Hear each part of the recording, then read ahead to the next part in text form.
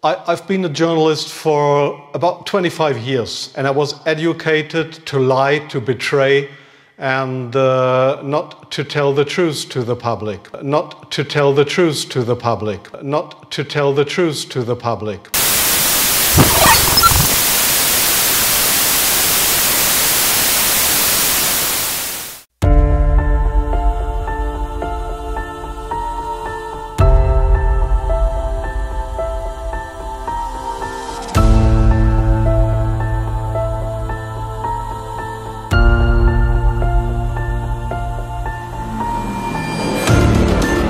Well, I've been a journalist for about 25 years, and I was educated to lie, to betray, and not to tell the truth to the public. But seeing right now, within the last months, how the German and American media tries to bring war to the people in Europe, to bring war to Russia.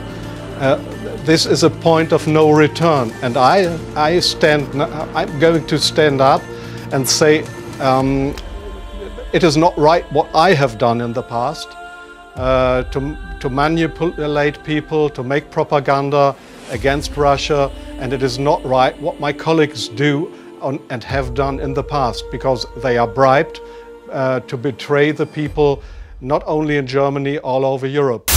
They are bribed to betray the people. They are bribed to betray the people. The reason writing this book was that I am very fearful of a new war in Europe, and I don't like to have this situation again, because war is never coming from itself. There is always people behind it to push for war. And this is not only politicians, this is journalists too.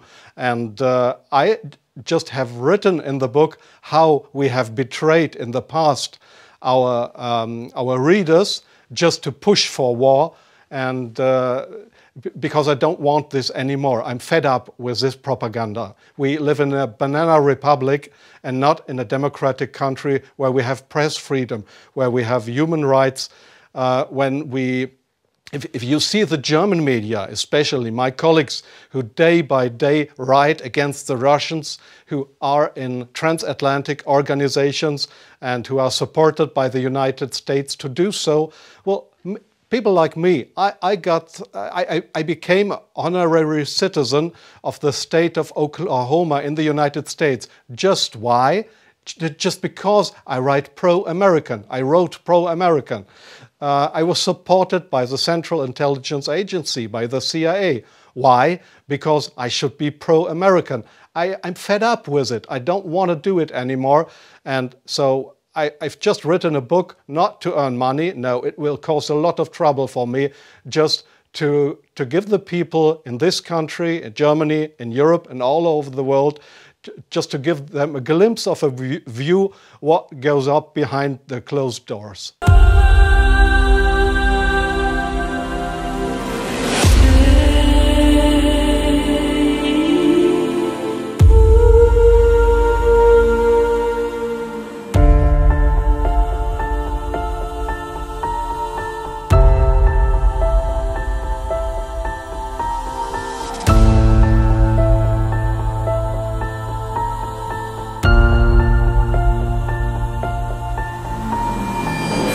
One of the hopeful things that I've discovered is that nearly every war that has started in the past 50 years has been a result of media lies.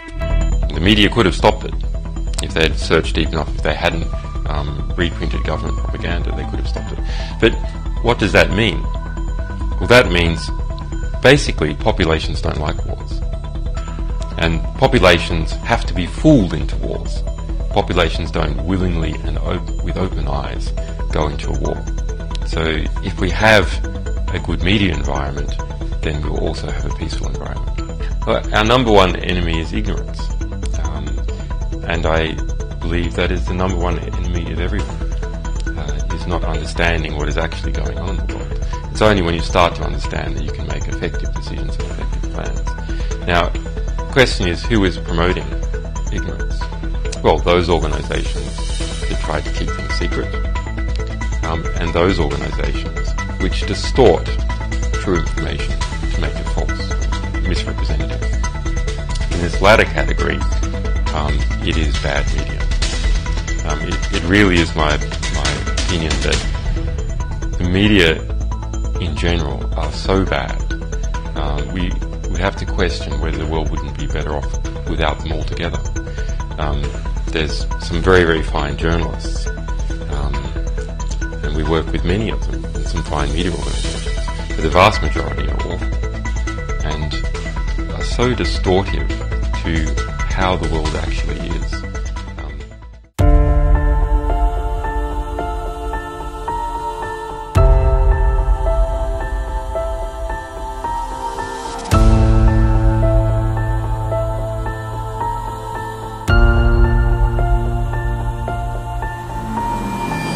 About my experience as being the crisis manager, the flu commissioner for Belgium and highlighting the communication aspects there. And then you have one opportunity to do it right. I mean, day one is so important. In day one, you start your communication with the press, with the people, and you have to do it right. I mean, you have to go for one voice, one message. In Belgium, they chose to appoint a non-politician to do that. I mean, I have no party affiliations, and that makes things a little bit, at that time at least, a little bit easier, because you're not attacked politically, majority, minority.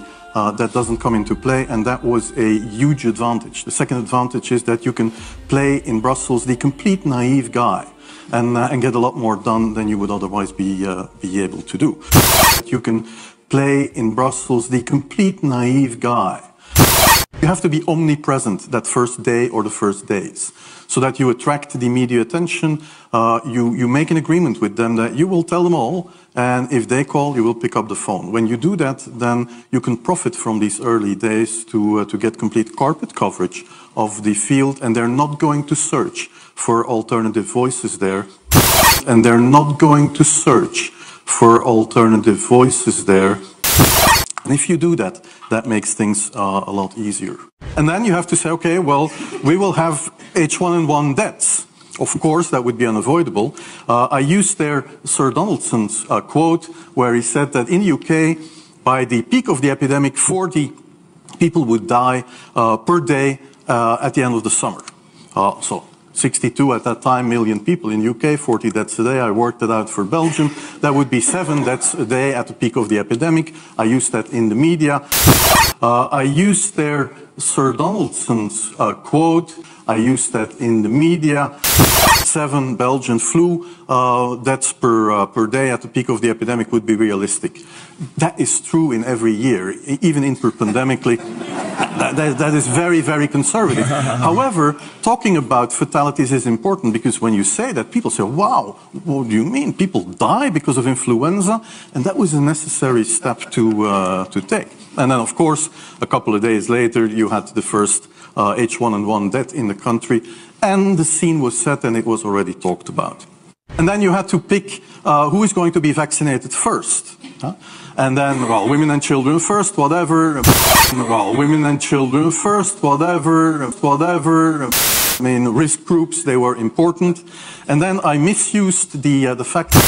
And then I misused the fact that the top football soccer clubs in Belgium inappropriately and against all agreements vaccinated they made their soccer players priority people.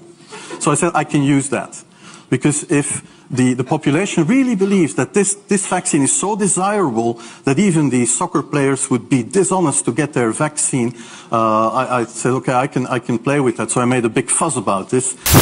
I can play with that. So I made a big fuss about this. This is Van Ranst is raving mad, but it worked.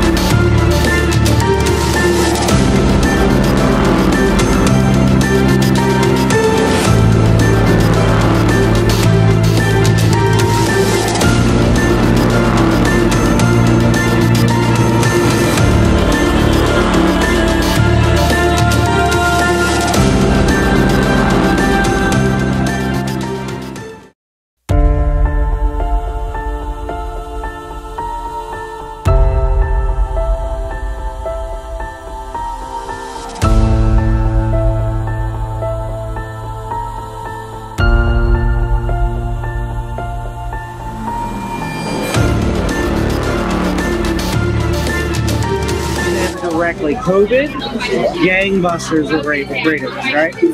Which is why we constantly have the death toll on the side, which I have a major problem with, that we're tallying how many people die every day. Because I've even looked at it and be like, let's make it higher. Like, why isn't it high enough, today? Like, it would make our point better if it was higher. And I'm like, what am I rallying for? That's a problem. Yeah. We're doing that, like this special red phone ring. Yeah. And they pick it up, and it's like the head of the network being like, there's nothing that you're doing right now that makes me want to stick. Put the numbers back up, because that's the most enticing thing that we had. So put it back up. So like things like that are constantly talked about. There's no such thing as unbiased news. With any reporter on CNN. Okay. What they're actually doing is they're telling the person what to say. It's always like leading them in a direction before they even open their mouth. And the only people that we will let on the air, for the most part, are people that have a proven track record of taking the bait. And the only people that we will let on the air are people that have a proven track record of taking the bait.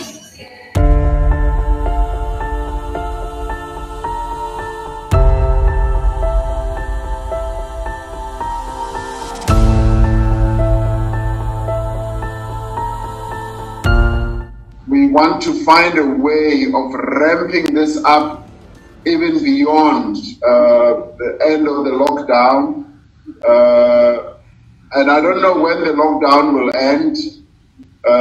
Some people are saying the 16th of April. But when we announced it, I didn't say what year it will end. I just...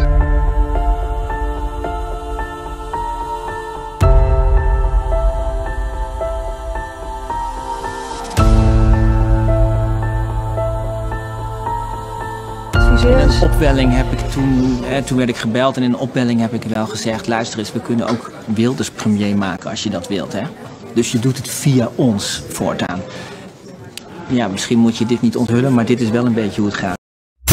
Luister eens, we kunnen ook Wilders premier maken als je dat wilt, hè. Dus je doet het via ons voortaan. Ja, misschien moet je dit niet onthullen, maar dit is wel een beetje hoe het gaat.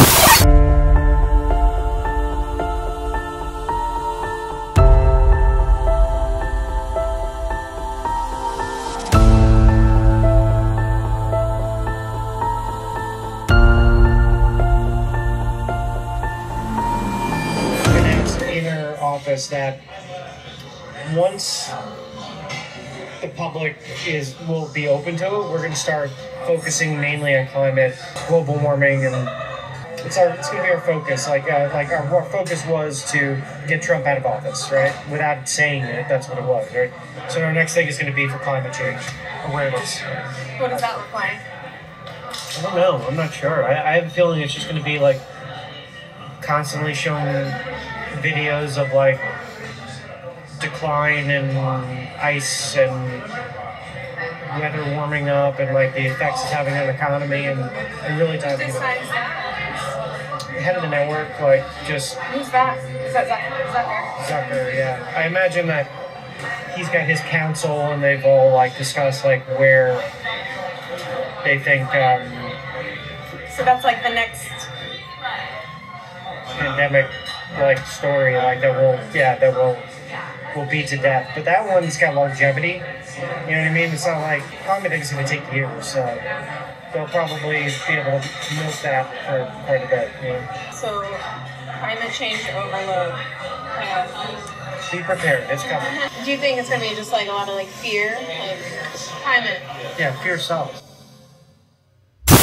Do you think it's going to be just like a lot of like fear, like climate?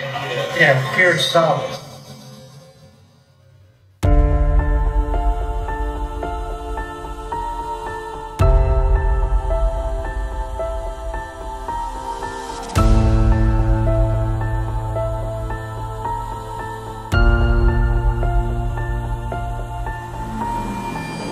you really shopping for this holiday season? It's okay, you can admit it, if you've bought an item or 2 or 10 for yourself. Well, it's okay, you can admit it if you have bought an item or 2 or maybe 10 for yourself. It's okay, you can admit it. You've bought an item or 2 or 10 for yourself. It's okay, you can admit it if you bought an item or 2 or 10 for yourself. It's okay, you can admit it if you bought an item or 2 or 10 for yourself. It's okay, you can admit it if you've bought an item or 2 or 10 for yourself. It's okay, you can admit it, Todd. If you've bought an item or 2 or 10 for yourself. It's okay, you can admit it. If you bought an item or 2 or 10 for yourself. It's okay, you can admit it. If you bought an item or 2 or maybe 10 for yourself. It's okay, you can admit it if you bought an item or 2 or 10 for yourself. It's okay, you can admit it if you bought 1 or 2 or maybe 3 or 4, maybe even 10 items for yourself. It's okay, you can admit it if you bought an item or 2 or 10 for yourself. It's okay, you can admit it if you bought an item or 2 or 10 for yourself. It's okay, you can admit it if you bought an item or 2 or 10 for yourself. It's okay, you can admit it if you bought an item or 2 or maybe 10 for yourself. It's okay, you can admit it if you bought maybe an item or 2 or 10 for yourself. Is it okay? You can admit it if you bought an item or 2 or 3 or 10 for yourself. It's okay, you can admit it if you bought an item or 2 or 10 for yourself. It's okay, you can admit it if you brought an item or 2 or 10 for you. It's okay, you can admit it. If you've bought an item or 2 or 10 for yourself. It's okay, you can admit it if you bought an item or 2 or 10 for yourself. It's okay, you can admit it if you bought an item or 2 or 10. Say for yourself. It's okay, admit it if you bought an item or 2 or 10 for yourself. It's okay, you can admit it if you bought yourself with 1 or 2 or 10 things for yourself, because a lot of people do it. This is extremely dangerous to our democracy. This is extremely dangerous to our democracy. This is extremely dangerous to our democracy. This is extremely dangerous to our democracy. This is extremely dangerous to our democracy. This is extremely dangerous to our democracy. This is extremely dangerous to our democracy. This is extremely dangerous to our democracy. This is extremely dangerous to our democracy. This is extremely dangerous to our democracy. This is extremely dangerous to our democracy.